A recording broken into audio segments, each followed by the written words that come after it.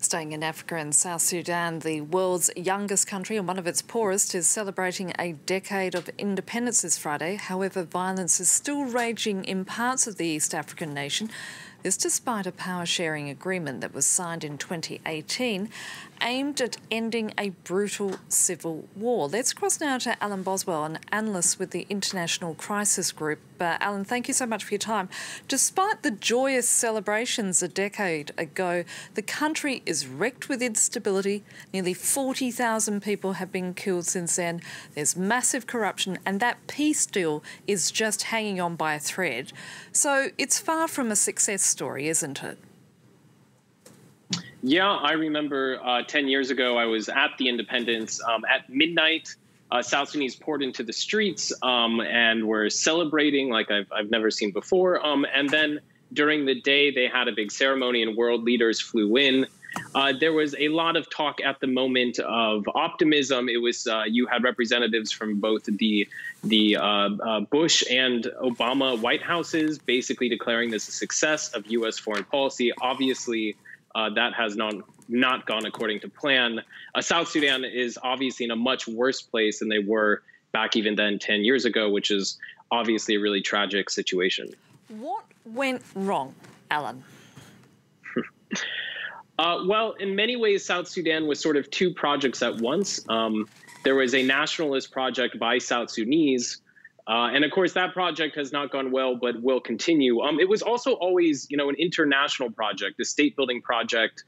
South Sudan received a lot of backing against Khartoum, and there was billions of dollars put into building this new state. That obviously, I think at this point looks like a complete failure, and it probably, that sort of support will not be there again. The short answer of what went wrong, I think, is that there's a lot of focus on technical aspects of building a new country, but the country never had a very strong political foundation, and perhaps there should have been more focus on actually making sure you had a politically secure country, that the new leaders ruled with inclusion rather than exclusion. Instead, you had billions go into capacity building and things like this, but the actual political leaders immediately fell into a power struggle, and all of that was basically lost.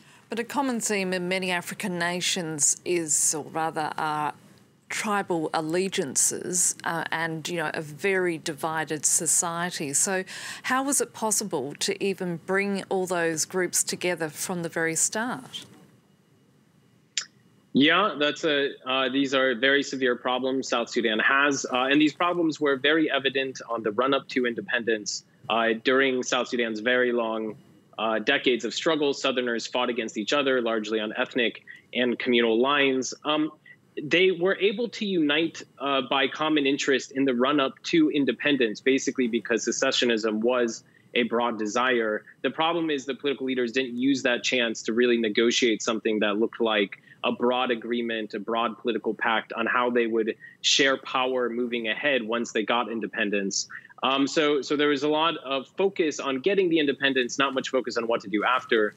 And then once they got it, they ended up getting into power struggle. At the moment, what's obviously needed is something like that foundation, a sort of political settlement among all the different groups in the country about what sharing power and sharing a country looks like. The problem is that, the current leaders are stuck sort of competing against each other and are not really thinking of such a positive sum sort of scenario.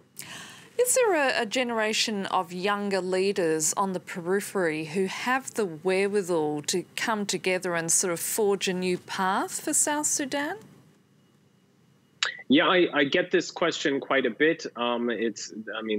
There's obviously a reason why everyone hopes that's the case. I've been a bit cautious on that. I think what South Sudan, the challenges that it's facing are in some ways much deeper than just a generational problem. It really does need to forge a political system that can bring together all these different groups. Obviously, a change in leadership could assist in that, and a lot of South Sudanese do want to see new leadership. They won't, of course, be magically solved just by handing off power to the next generation. It's worth pointing out just how many challenges South Sudan has. It basically doesn't have roads. It's awash in guns. And it doesn't have state institutions. So it's not just the divisions, these ethnic allegiances that are the problem. It's that, it actually doesn't have a state, really. And now it has a sort of Humpty Dumpty problem of it has sort of fallen apart, and how to now bring it together is probably going to be the work of a generation. And finally, what more can the international community do at this point in time? Well, almost everything they've tried hasn't really worked. And, you know, there's a lot of criticism that the international intervention might have helped embolden actually the Southern leaders, you know, when they were on their way to independence, and that in fact, you know, this is that the international community bears some responsibility for this.